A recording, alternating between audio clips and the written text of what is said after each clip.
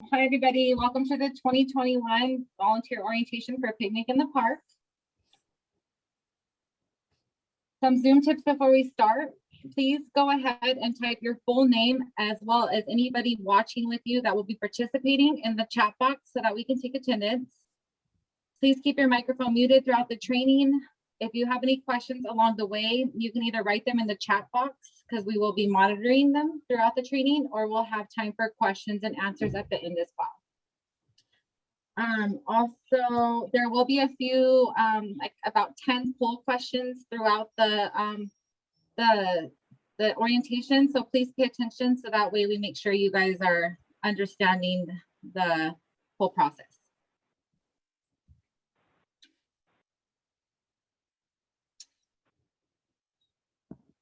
So the agenda for today, we'll do an introduction to the Food Bank of Santa Barbara County. We'll talk about Picnic in the Park, the site leadership and the rules, and then volunteering and how to register, and then we'll do questions and answers.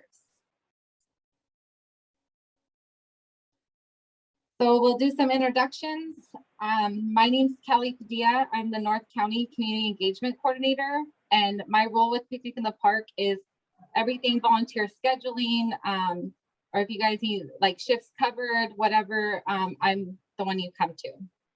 And then Jordan. Good afternoon, everyone. My name is Jordan. I'm the Community Engagement Coordinator in the South County. So I will be your go-to for all things schedule related for our 2 sites in South Santa Barbara County. Lacey? Yeah, I'll go next.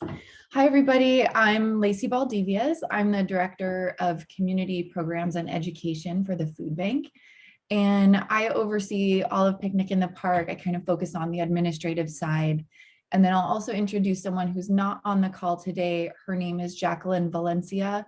She's the Assistant Director for our department, and she coordinates really all of the day-to-day. She did all of the planning and organization for this program. So she's really quite the hero here. And then I will hand it to Javier to introduce himself next. Hi, everyone. My name is Javier. I'm the Community Program Coordinator in the South County. So my role with Picnic in the Park would be to make sure that all the logistics are handled ahead of time. So making sure you have your supply kit and everything that needs to go in there, coordinating deliveries and making sure that the drivers are getting there on time. So if you have any questions about that in the South County, you can reach out to me. So I will pass it off to Kate. Hi, everyone. My name is Kate Newberry. I'm the Community Engagement Manager. My role with Picnic Park this season will be the additional if Kelly or Jordan is unavailable to help with any of the scheduling needs, but also always available any questions on the volunteering side. Is there anybody else from Picnic?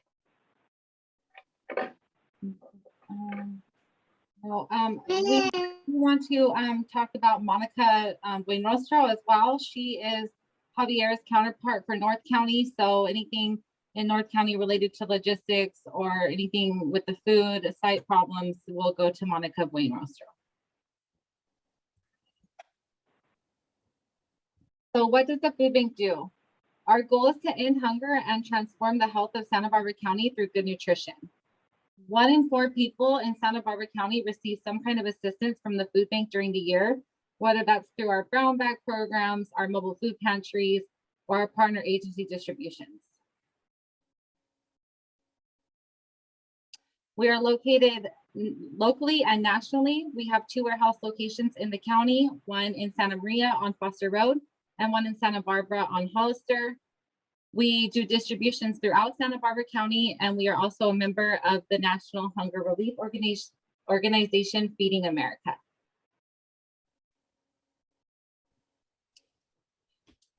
So this program, thank you all for volunteering for this, is called Picnic in the Park, and we call it PIP for short.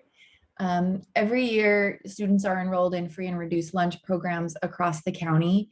And when they're out of school, the food bank steps in along with other school districts who also provide meals. But The food bank steps in with the Picnic in the Park program to provide free meals. They're healthy and balanced according to the meal requirements that schools are required to provide.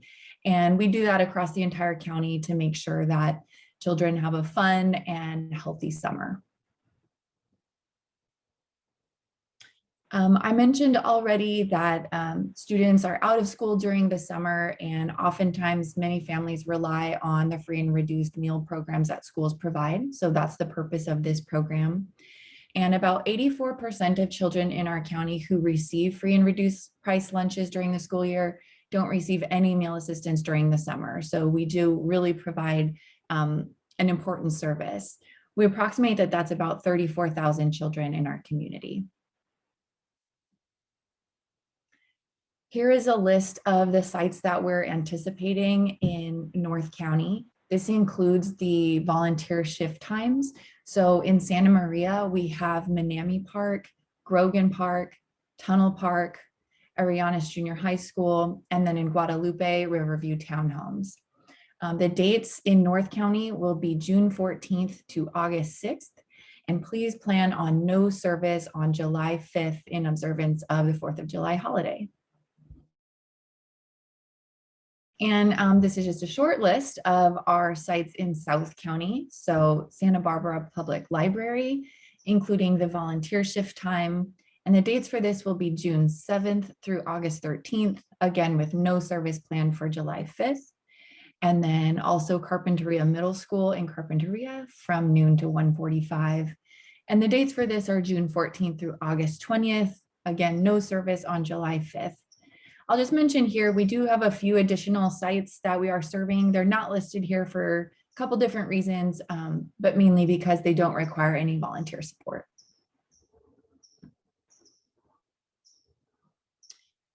In the different areas of the county, we're expecting to serve about 650 meals per day for North County, and then about 200 per day in South County. Okay, so here's our first poll question. So we're gonna ask, how many people in the community does the Food Bank of Santa Barbara County serve? And if you can go ahead and just submit your answer.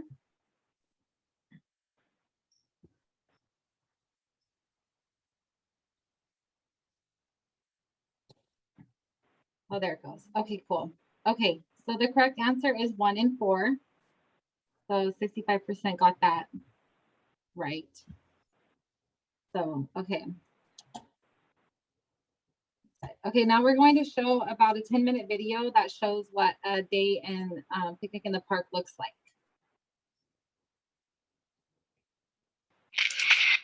Perfect.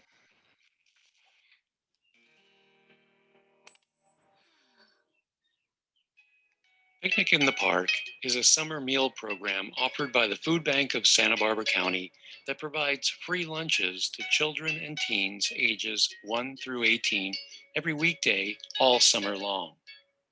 We offer this program at locations throughout the county, including the greater Santa Barbara and Santa Maria regions. This training video will help familiarize you with the program and provide you with the information you need to become a successful Picnic in the Park site volunteer. To start, we will discuss what a volunteer shift at Picnic in the Park should look like, including arrival, delivery of meals and supplies, site setup, meal service, mealtime rules, safety and sanitation cleanup, and leftover meals. Each day, you will arrive at the site before mealtime begins to meet the delivery driver and set up the site. Refer to your site checklist for your required arrival time and the meal delivery time. The delivery driver will drop off ice chests with lunches, signs that need to be posted at the site, a site bin for running the program, including a site binder and tables if needed. A daily checklist will be provided to help you keep track of site responsibilities. In some cases, signs and site bins will be stored at the site. When the driver arrives, they will hand the site lead a transport log. The site lead will check the log to ensure that everything on the list was delivered, especially the correct number of meals provided for the site, and verify the food temperature. Then the site lead will sign to confirm that they have received everything. Volunteers are responsible for setting up the sites, which includes the following: setting up cones and markings on the floor to enforce social distancing and traffic control, setting up the tables and canopy if needed, putting up the sandwich boards, banners, and important signs, including the Justice for All poster, preparing the paperwork, including meal count form and volunteer sign-in, setting up trash bags if needed. It's very important that no lunches are handed out before the scheduled start time of the site.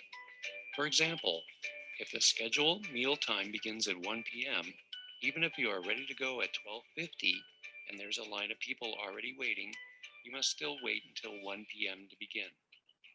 Since the program is first come, first served, you need to be fair and ensure that lunches are served at the time that is posted, giving all children a fair chance to enjoy lunch.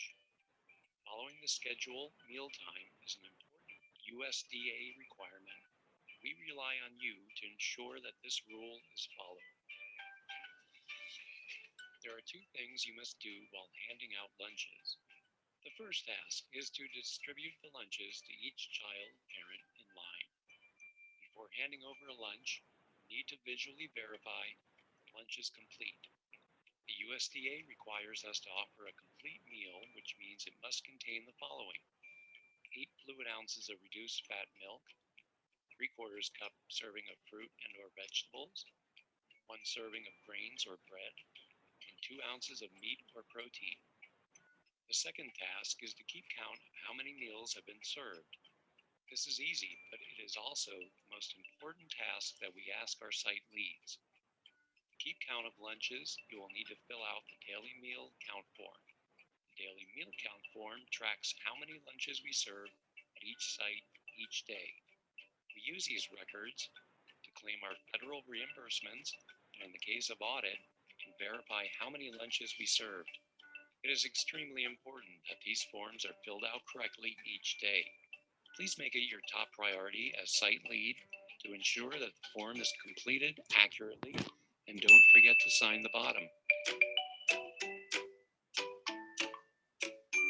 In order to comply with USDA regulations, there are a few mealtime rules that we must follow, and it is the job of the site lead to help teach these rules to children and families who visit our sites. It is also important to clarify that these rules were created by the USDA, and we must uphold these rules in order to meet our federal requirements. A laminated copy of these rules will be included in your site bin and will need to be posted near the meal distribution area. Rule number 1, meals are for children 1 to 18 years old only. Parents are allowed to pick up for children. Rule number 2, seconds will be served only after all children have been served a first meal. In addition to site rules, the USDA requires that we display the Justice for All Civil Rights poster where meals are served and follow these guidelines. All children and teens age 1 through 18 have a right to accept a free, complete, and safe lunch, and we must serve all children fairly and consistently, first come, first served. There are some basic food safety and sanitation rules that must be followed to ensure our program is safe for all children. These include: cold lunches must be kept cold. This means keeping the ice chest or container shut and in the shade when it's not in use, and checking the temperature of lunches to ensure that cold lunches are at 41 degrees or below, and hot lunches are at 135 degrees or above. Our drivers have a food temperature log, and temperatures will be checked when lunches are picked up from the kitchen and dropped off at the site. Temperatures must be checked by the site lead when the delivery driver drops off the meals. Be sure to wash your hands before meal service and frequently during site operation. All sites will have access to restrooms. You cannot touch food content with bare hands. If you ever need to touch any of the food items and a lunch, be sure to wear disposable gloves, which you will find in your site toolkit. If you are using gloves that need to touch anything other than food, including the outside of the ice chests, make sure to put on a new pair of gloves before handling food again. Wipe down lunch areas before and after meal service and keep surfaces clean during the meal service. Sanitizing wipes will be included in your site toolkit. When the lunch period has ended, site leads must complete and sign the daily meal count form and verify that all lunches have been accounted for. The leftover lunches on the meal count form should reflect the number of lunches in the ice chest. Once the lunch period is over, any additional lunches served cannot be counted on the daily meal count form. You can still serve extra lunches, just make a note of how many lunches were served after mealtime is over. Please send a picture of the completed meal count form to the designated food bank program staff. Make sure that all signs are taken down and the ice chests or containers with leftover lunches are sealed. Collect trash and tie trash bags securely.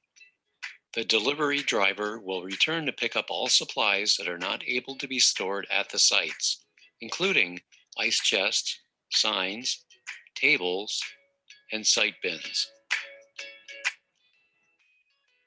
It is completely normal to have leftover meals. In fact, it's a good thing because it means we didn't have to turn away any children who wanted a lunch. Every site has a different way of handling leftover meals. Normally, the food bank collects extra meals and gives them to needy organizations. In some cases, sites will keep extra meals and give them out to neighbors in need, but only if a prior arrangement has been made with the food bank. If you ever have questions about what to do with leftovers, give us a call and we'll figure out the best solution.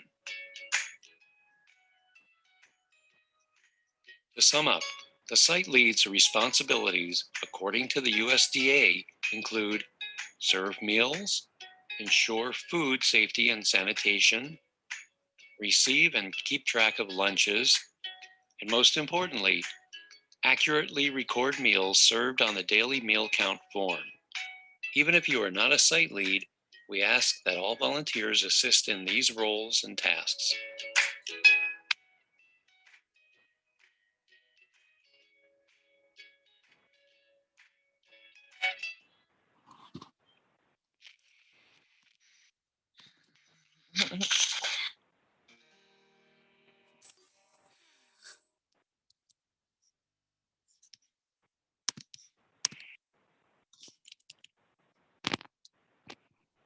Okay, so Charlie will launch the next poll, which is what temperature should the food be?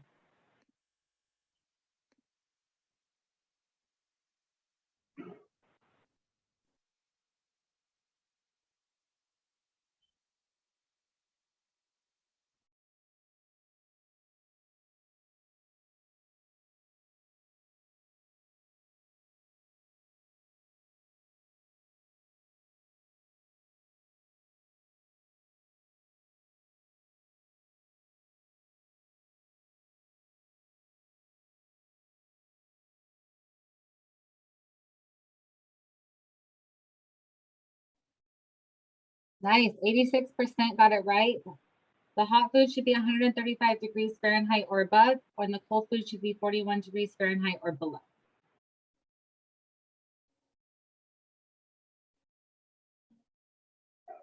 Another poll question, when should the site lead check the meals?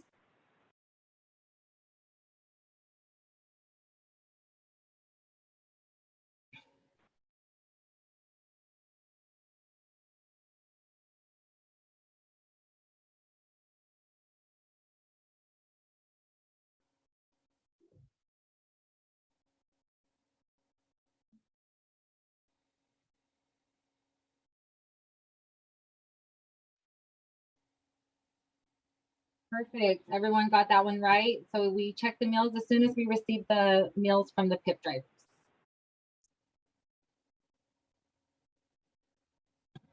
Lacey. Thanks, Kelly.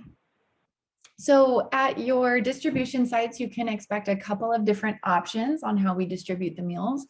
First is the drive-through option. If there's a safe way to allow cars to kind of back up a little bit in a parking lot.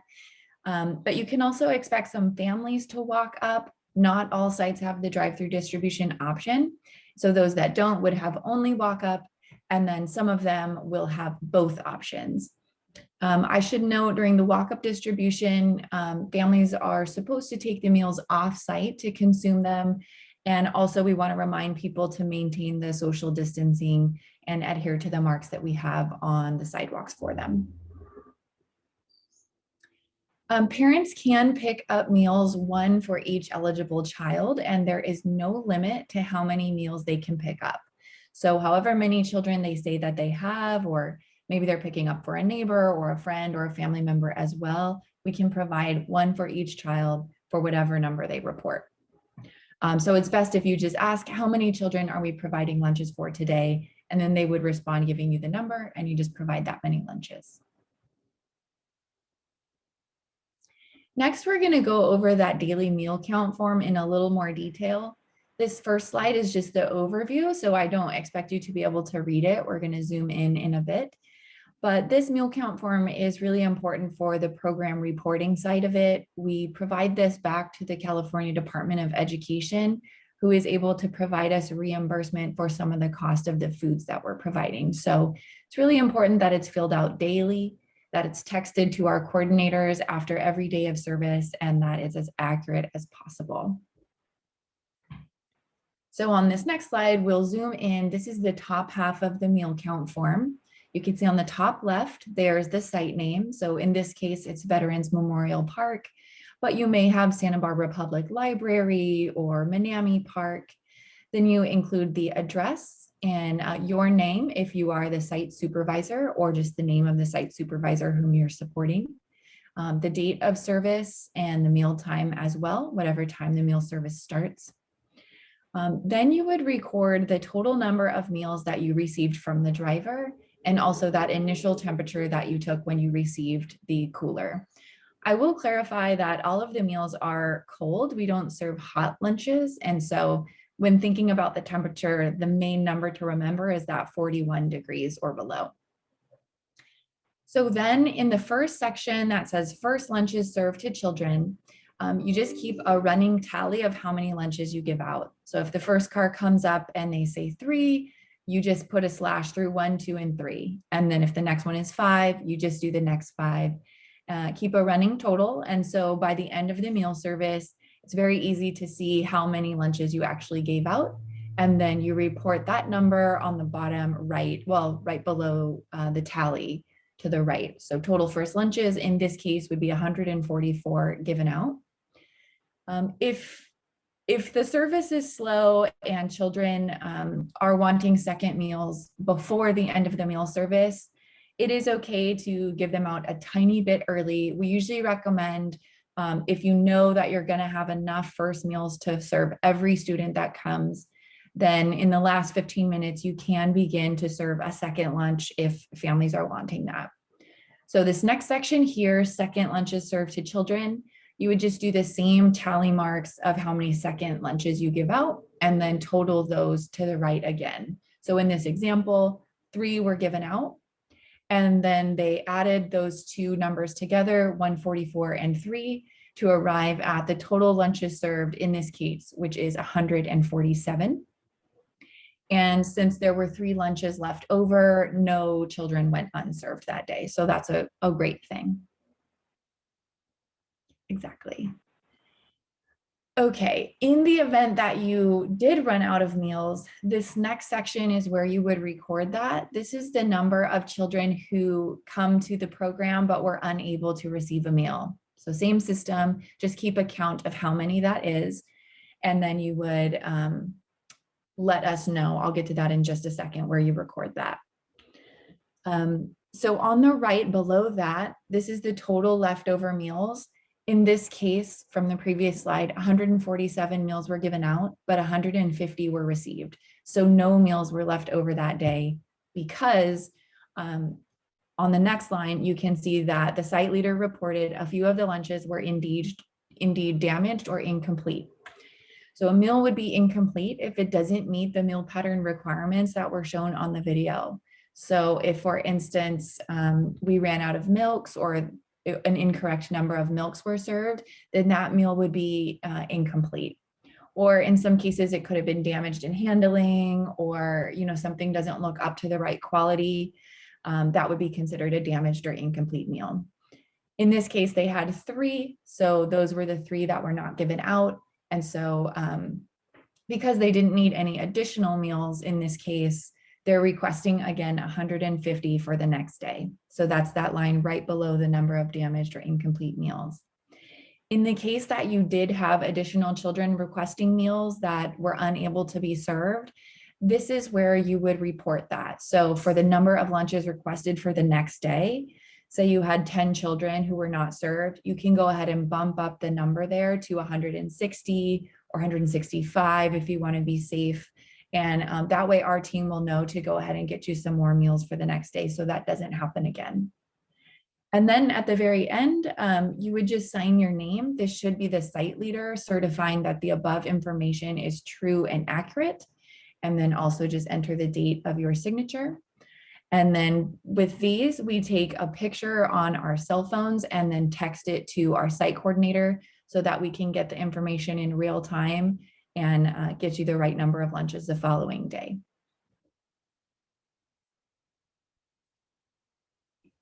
Okay, next poll question. When do you fill out the daily meal count form?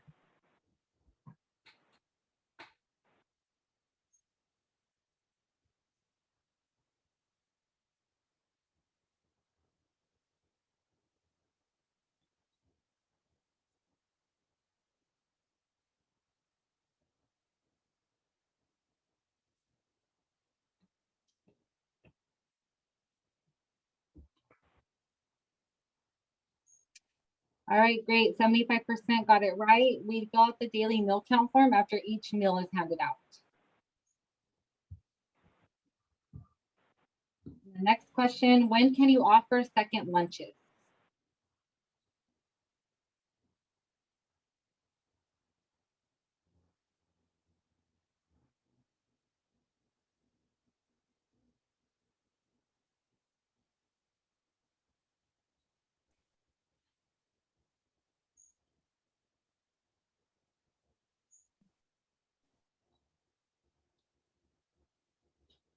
Like 95% got it right. We highly recommend that you wait till the last 15 minutes of mealtime to start handing out second meals.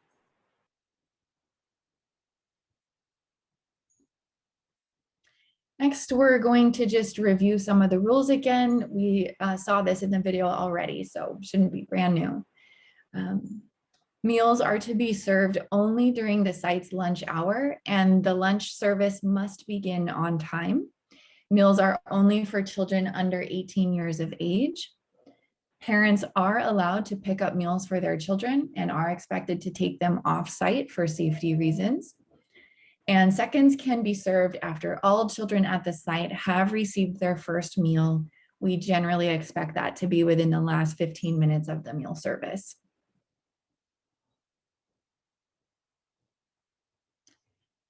And then in the case that you do have leftover meals, we do have to kind of deal with them differently at each site. So depending on the site you're at, you'll receive different instructions. Typically though, we give these extras to partner organizations or other sites that give them out to neighbors in need. It's also important to note that your site may receive visitors such as other food bank staff members, some food bank supporters accompanied by a staff member, or program auditors from the California Department of Education. All official visitors are required to have an ID on them, and you do have a right to ask for that if you are the site leader or any volunteer at the site for safety reasons.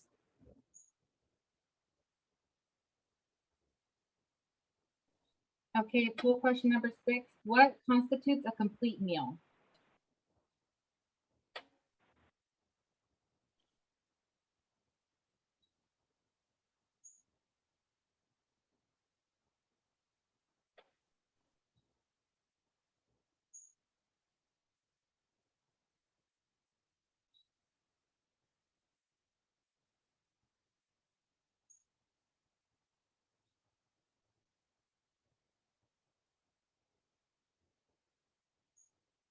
Awesome, everybody got it right. So a complete meal consists of 8 fluid ounces of reduced fat milk, a 3/4 cup serving of fruits and or veggies, 1 serving of grains or bread, and 2 ounces of meat and protein.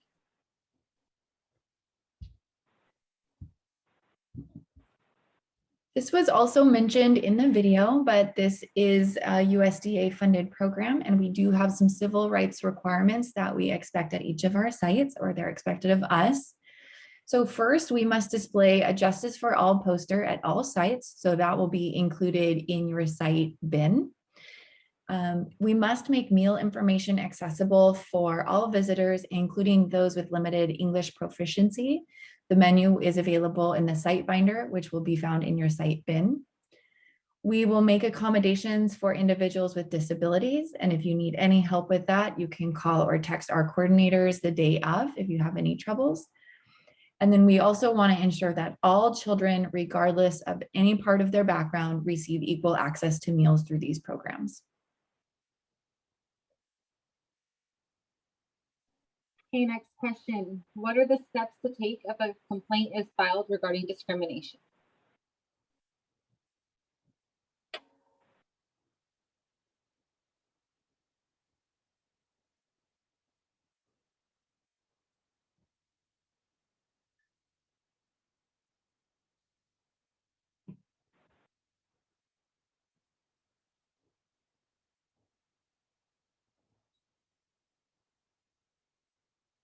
Okay, so 70% got it correct. There will be complaint forms, like she said, located in the binders, and they can be handed to the client. And then you will go ahead and inform the programs coordinator of the incident.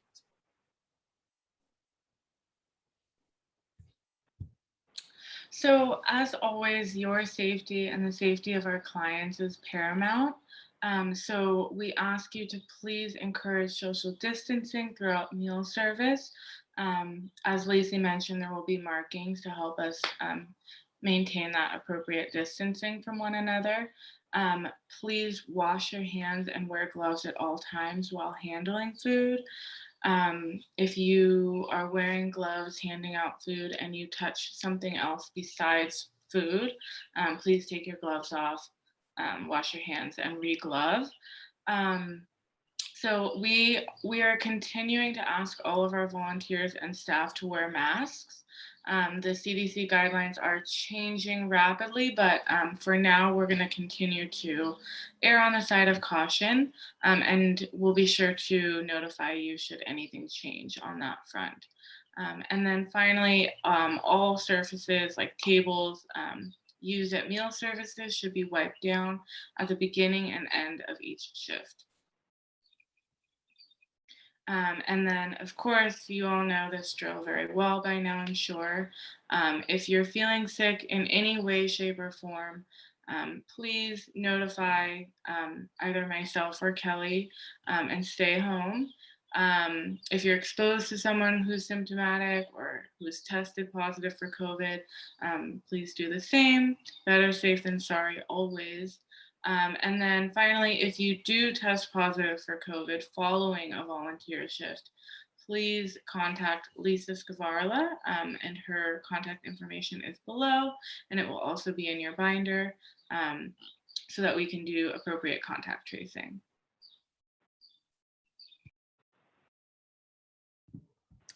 Okay, thanks, Jordan. And earlier I mentioned the site bins. And so this is just a quick list of some of the items that will be delivered to your site in the site bin. We'll supply the sanitation wipes that you need to wipe down tables, hand sanitizer for yourself, other volunteers, and clients if they need it, gloves, tape, the thermometer, volunteer badges, aprons, and face masks. Please remember to keep your face mask on during the service and also to bring it back with you to your shifts. Pens, trash bags, and a first aid kit. The site bin will also contain a site binder with some of the following information: a contact list, approved volunteer list, a volunteer sign-in sheet. Please be sure to sign in so we can record that. The menu in English, Spanish, or any other languages we need. A daily checklist, a list of daily operations to expect, activities that you can hand out to the children, some of the reporting forms, like if there is a complaint, and the daily meal count form, additional resources as well. Okay, registering for the volunteer shifts. You guys all have Volunteer Hub accounts, so when you log on to Volunteer Hub, you will be able to register for the PIP shifts. I believe we're going to try to have them in the system early next week. Only volunteers with completed background checks will be able to register. That's all volunteers that are 18 and over. After the orientation, once you log into Volunteer Hub, you will be redirected to the background screening. So please, after this, log in so we can get those going. We ask that you sign up for at least 5 shifts, as we try to keep it consistent at the sites. And the background checks are a little expensive for us, which there is also an option if you are able to pay once you go into the system. In South County, Jordan will be registering all the volunteers, so you must go through Jordan to get your placement.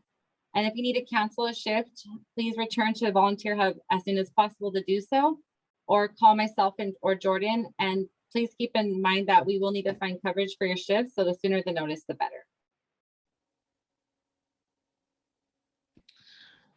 So I just want to briefly go over our wait list.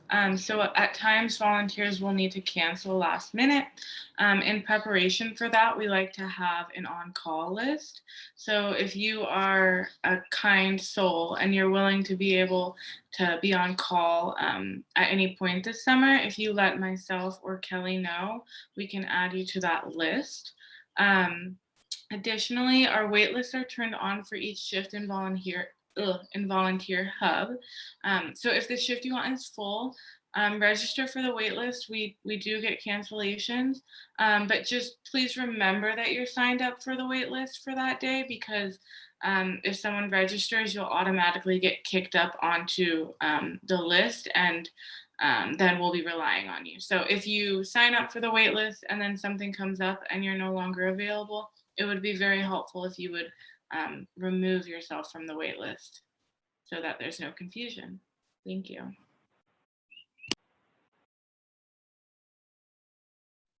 Okay, so once volunteers get to the site, we ask that you sign in and sign out. In the binder, there will be a sign in, sign out sheet. We're not allowing any walk-up volunteers, as we do need to have everyone 18 and over background checks. So each PIP binder will be updated weekly with a list of approved volunteers. If a volunteer is not on the approved list, they may not volunteer. So the site lead, if there is a problem and they feel that they are supposed to be on the list, then the site lead can go ahead and reach out to Jordan or myself and let us know, and we can figure out what if there was an error. We also are encouraging volunteers to bring a book or something that can keep you busy, as sometimes shifts will be slow.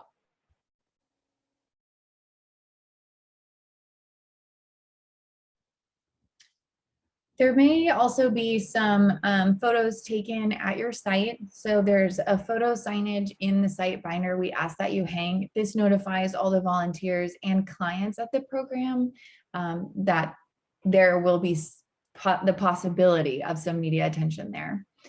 But yourself as a volunteer, we ask that you do not take photos of the participants for privacy reasons. You may post photos of yourself, the site, or the food, but please don't include our clients in those photos.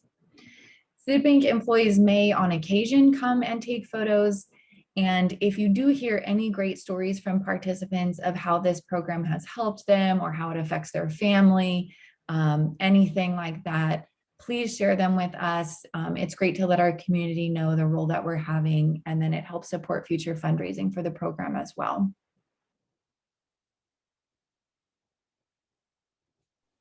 And here's a list of the reminder of who you will call for community programs. It will be Monica in North County and Javier in South County. And then for the volunteer community engagement coordinators in North County, it's myself, Kelly, and Jordan in South County.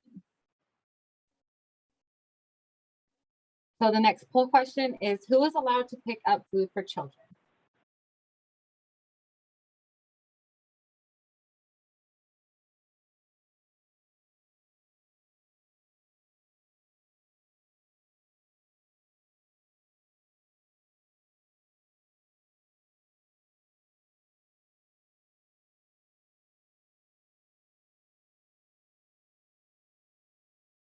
Great, everyone got it right. So yes, all of the above, children, their legal guardians, or parents are all able to pick up food. Next question, what do you do with the meal log at the end of your shift?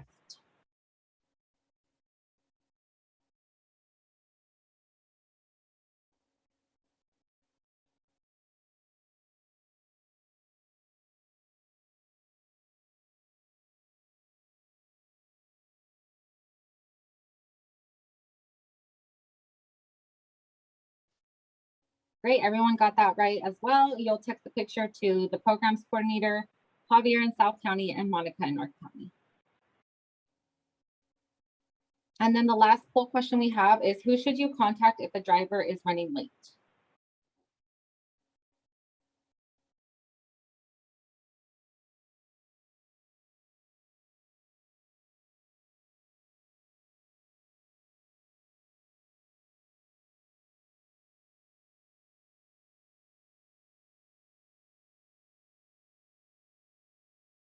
Okay, 84% got that right. If it has anything to do with the driver running late, that will go to programs coordinators Javier in South County and Monica in North County. And now we have time for questions and answers. So if you have any final questions, go ahead and either type them in the chat box, or if you want to raise your hand and use the raise hand feature, we can go ahead and have you unmute yourself to ask the question. And really quickly, I just wanted to remind everyone, if you have not already typed your full name in the chat box, please do so, and any person that you are watching with. Thank you so much.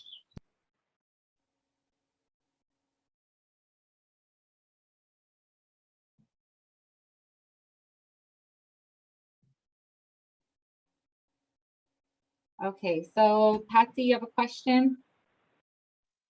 Quick question. So lunch is 1 hour, correct? Yes, the service time is 1 hour. So it says from Manami to be there from 10:30 to 1:10. Yes, so that might change as of right now though, with the routes and how they're routed.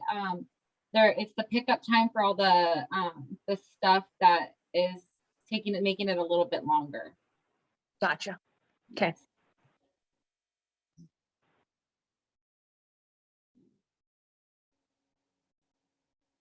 Do we have any other questions?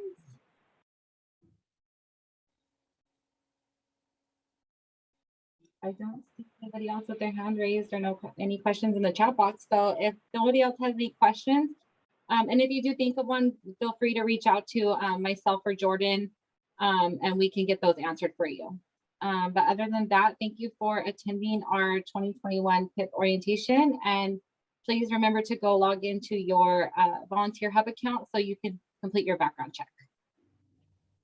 Thank you so much for supporting this program.